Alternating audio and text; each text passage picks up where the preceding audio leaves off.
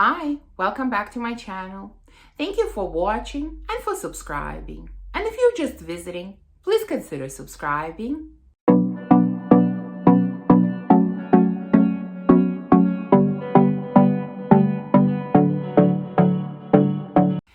So today's a very exciting video. We finally have another installment of my twins series. Now, if this is your first time watching this series, this is where I take 2 or sometimes more fragrances that smell similarly and compare them, tell you what's similar about them, what's different about them, and if I had to choose one, which one it would be. Now, this is our, I lost count, number 5 or perhaps 6 in this series. So if you haven't watched any other videos, please check them out on my channel. Now, today we have a selection of some really interesting comparisons. So let's get started. Now, this first duo really surprised me. I never thought that these 2 fragrances would smell similar because I think their notes are quite different. I've never heard anyone compare them. And yet, in my opinion, they smell quite similar. So what do I have here? First, I have Narcosis from Virtus. And then I have Tales from Zanzibar from Memoirs of a Perfume Collector. And when I first tested this fragrance, I thought this smells similar. Similar to something that I've tried before. It smells familiar, but for a long time, I couldn't understand what it reminded me of. And then finally it clicked. It reminds me of Narcosis. So what are these fragrances about? Now, I am not going to read you notes for all of the fragrances that I talk about here, but I do want to read you notes for this pair because the notes would never suggest, in my opinion, that these 2 smell similar. For Tales from Zanzibar, we have lime, blood mandarin, mint, pink pepper, guava, cassis, coconut, candied fruits, ambergris, musk, oud, and moss. By the way, I should mention oud in here because somebody in the comments when I showed this fragrance for the first time asked me about that. Can you detect oud? No, I didn't even know that there was oud in this until I read the notes. No, oud is completely undetectable to me. So the fragrance, what does it smell like? Well, this is a beautiful, zingy, punchy, fresh, slightly minty summer fragrance. And it has, to me, it has a bit of tartness to it. I'm not sure if it's coming from guava, if it's coming from something else, but there is a bit of tartness here. Now, for Narcosis, here the notes are rhubarb, coffee, cardamom, mandarin, mango, ginger, amber, vetiver, ambergris, and peach. So, you can see that the notes are quite different. Okay, we have a tropical fruit in each one. There is mango here, there's guava there, but everything else seems different. And I would not say in any way that these fragrances are dupes. They're not. But they smell very similar and they put me in the same mood. They give me the same vibe. Now, this one also smells like this tropical, zingy, summery fragrance. And here, I think that this is what makes them similar to me. I also get a bit of tartness. And I think here it's kind of this combination of coffee and cardamom that kind of gives it that edge. But I also get a bit of tartness here. So they smell very similar. What are the differences? Well, I would say that this one is a bit fresher, a bit lighter, whereas Narcosis is a bit denser. Yes, a bit denser. Those are the main differences, I think. Now, which one would I choose? That is hard to say because I really like them both. And I think this is the case where neither one is a safe blind buy, because I think some people will like them and some people will not like them, you know? Like, I've heard some good reviews about this one and I've heard some bad reviews, and the same about this one. So which one would I choose? Okay, I would choose, at the moment, I think I would go with Zanzibar, Tales from Zanzibar. It just has a little bit more freshness, kind of brightness to it. And right now, we have extremely hot weather outside and I'm craving those types of fragrances. So for that reason, I think I would go with this one. Okay, next. Let's talk about one of my favorite houses, and that is the house of Kerosene. Now, one of their fragrances that I've had for a long time and loved for a long time is Follow. Recently, I mean, I don't know, last year? I think it was last year. They came out with Followed, which I'm assuming is a flanker of Follow. I've put that fragrance on my wish list and I never pulled the plug because I thought, well, but what if it's very similar to Follow? Do I really need it? So I really wanted to test it first before I purchased the full bottle. So I got it. I got a decant of that fragrance. And so now I want to compare these two because I want to tell you, do you actually need both of these? And if you don't, which one would I go with? Now, I would start with this disclaimer again. I don't think either one is a safe blind buy. These are extremely, extremely potent coffee scents that will appeal to some and will not appeal to many. So do not blind buy either one of these. Now, Follow. Follow is like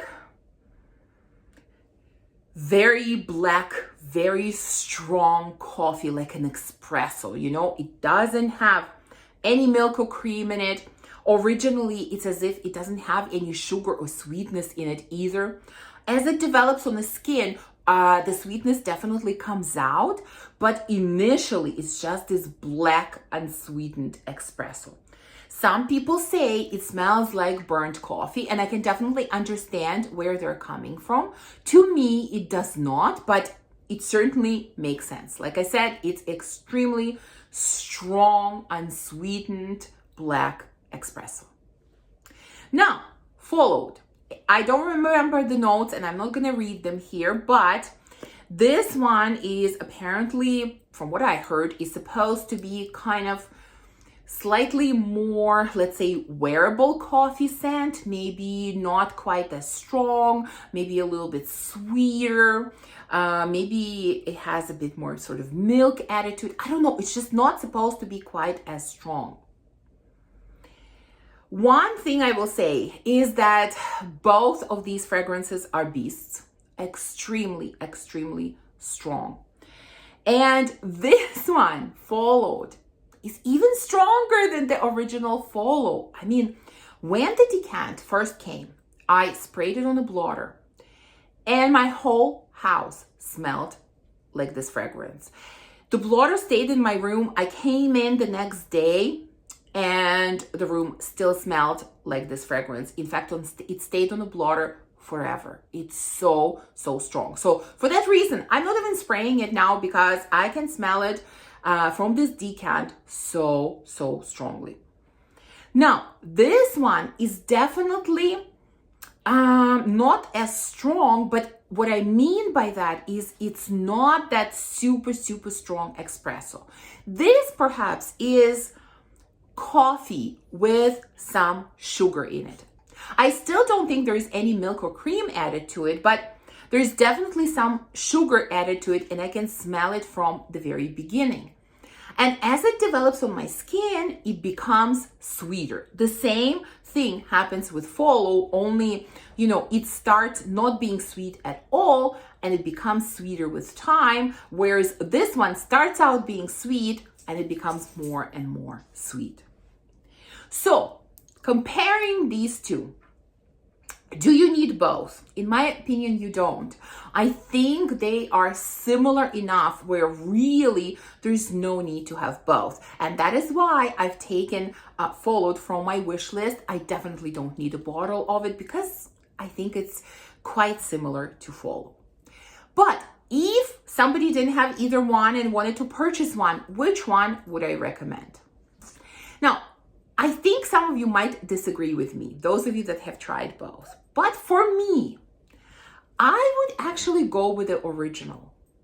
What I found strange in Followed is that I found that there was too much sweetness. When it dried down, like the sweetness became too much. It became overpowering. Like it was a little bit suffocating for me, surprisingly, you know? So yeah, I actually like Follow more than I like Followed. And if I had to choose all over again, I would still go with the original Follow.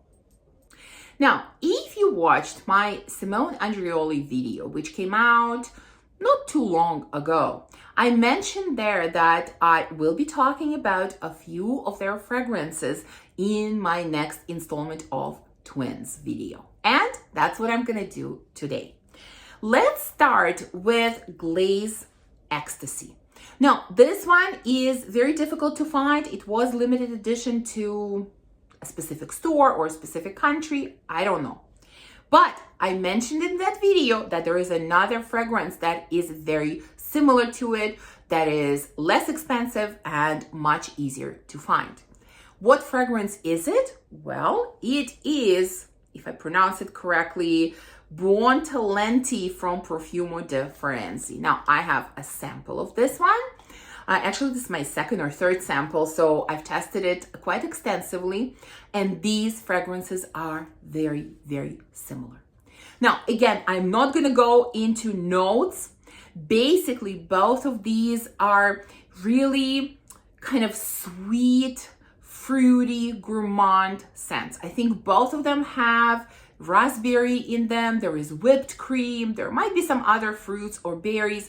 I think Buon Talenti has banana in it, or banana leaf or something like that, something connected to banana. And you know, surprisingly, in the opening, I do get a little bit of banana, which to me is actually the biggest difference between these two fragrances, because Glaze Ecstasy doesn't have that. This is really like raspberry, perhaps a bit of other like red berries mixed with some sweetness, some whipped cream, and that's how it smells. Whereas Buon Talenti definitely has that banana in the opening. Yes, it disappears later on, but I do get it in the opening. And that to me is the biggest difference between the two. Otherwise, they're quite similar. So if I had to choose one, if I had to recommend one, which one would I go with? Well, in this case, I think hands down, I would recommend Buon Talenti because, well, I think for obvious reasons, it's easier to find. It is a lot more affordable. I actually really like that nuance of banana, you know, because for me, it's something new. I don't have any other fragrances that have that banana nuance.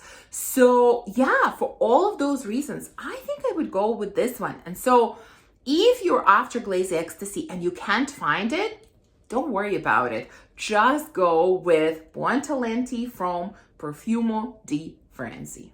In that same Simone Andreoli video, I also mentioned that I have, I don't want to say a dupe, but a similar fragrance to another Simone Andreoli fragrance.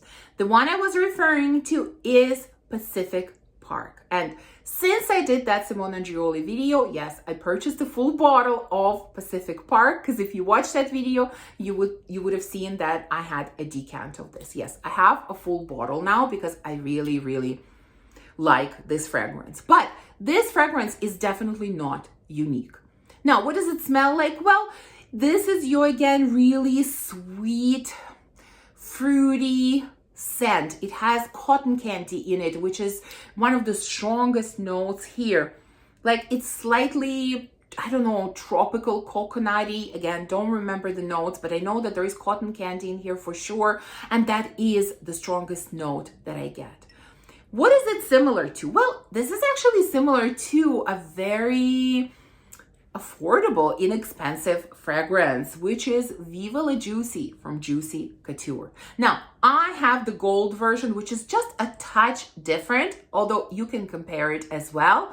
But I'm just showing it to you here for, visuals.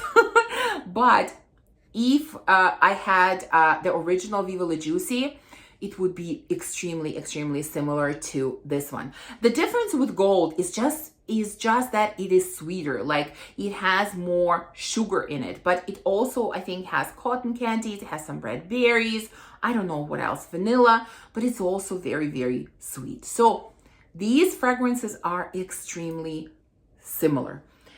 What are the differences? They're not very obvious, to be honest. I think Pacific Park has a better performance. Now, this is not outstanding performance, but it is definitely better than Viva La Juicy.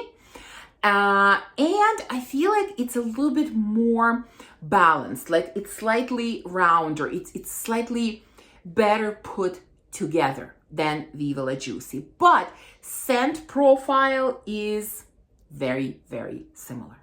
So let's choose one. Which one am I gonna go with? This is a close race, to be honest, but I would still recommend Pacific Park. I'm just a fan of this house and I like this fragrance. And like I said, it's just better put together. I feel like maybe there's something in here that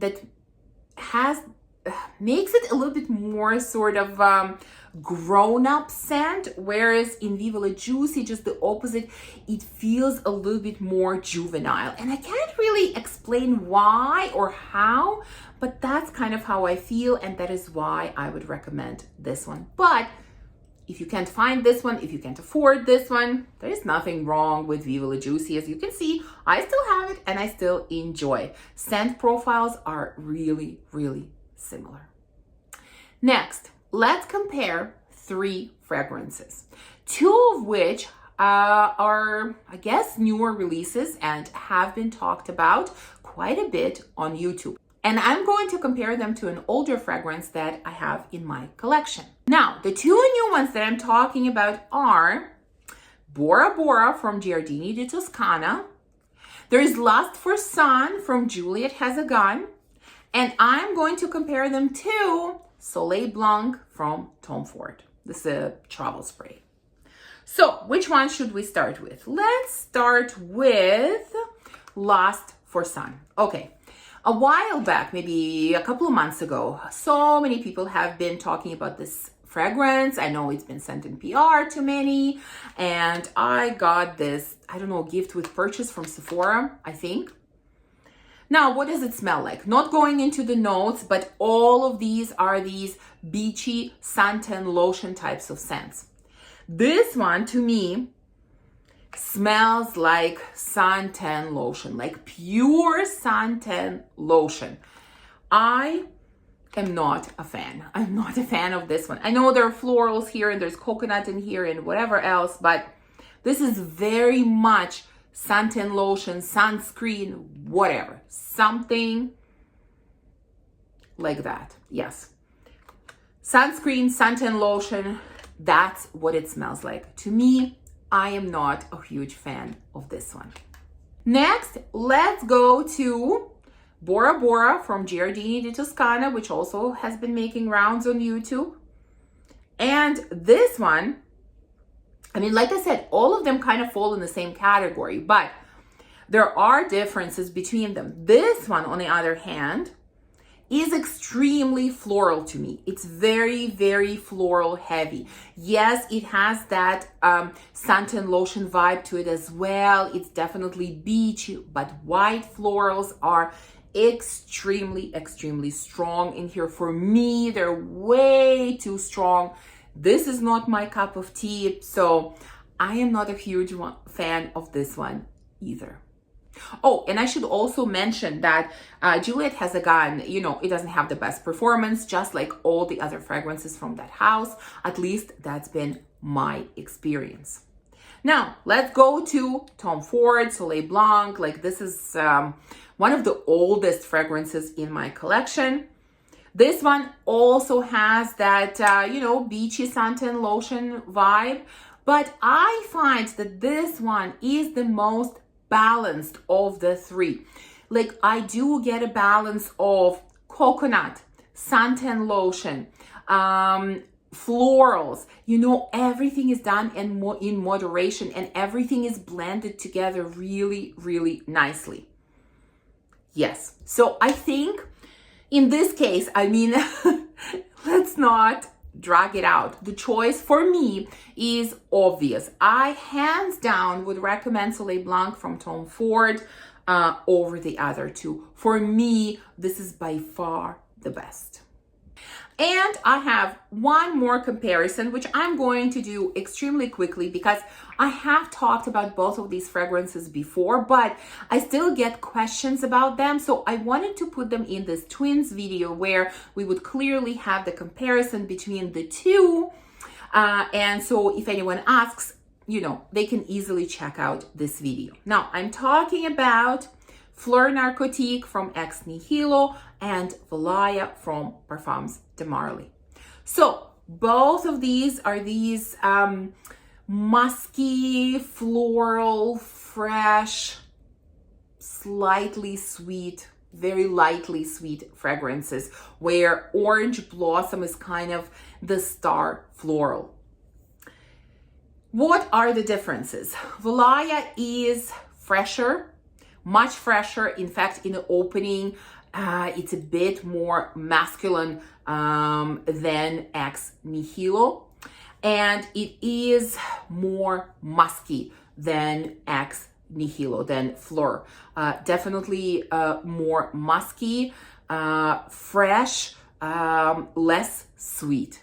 Those are the differences. You know, the rest is pretty similar. Like, it's this, like I said, musky, orange blossom with some citruses, some freshness, and there are other florals in here as well. Both are absolutely beautiful. You know, as you can see, I have both and I love both and I wear both. So which one would I recommend? This is honestly a toss-up. I mean, they're so close together. I would still go just by a hair with Fleur Narcotique, just because I feel like it's a little bit more feminine. It doesn't have that slightly masculine opening, which I think could kind of turn some people away from Valaya, you know? And the musk in here is not quite as heavy in a dry down as it is in Valaya. So that's why I'm going with Fleur, but you can't go wrong with either one. I mean, really, here I'm splitting hairs because both are stunning. So there you go. These are the twins that we talked about today. Please let me know, what do you think about these comparisons? Do you have any twins of your own that you would like to share in the comments? Thank you for watching this video. If you enjoyed it, please remember to give me a thumbs up, to subscribe, and to comment. And I will see you soon in the next one. Bye.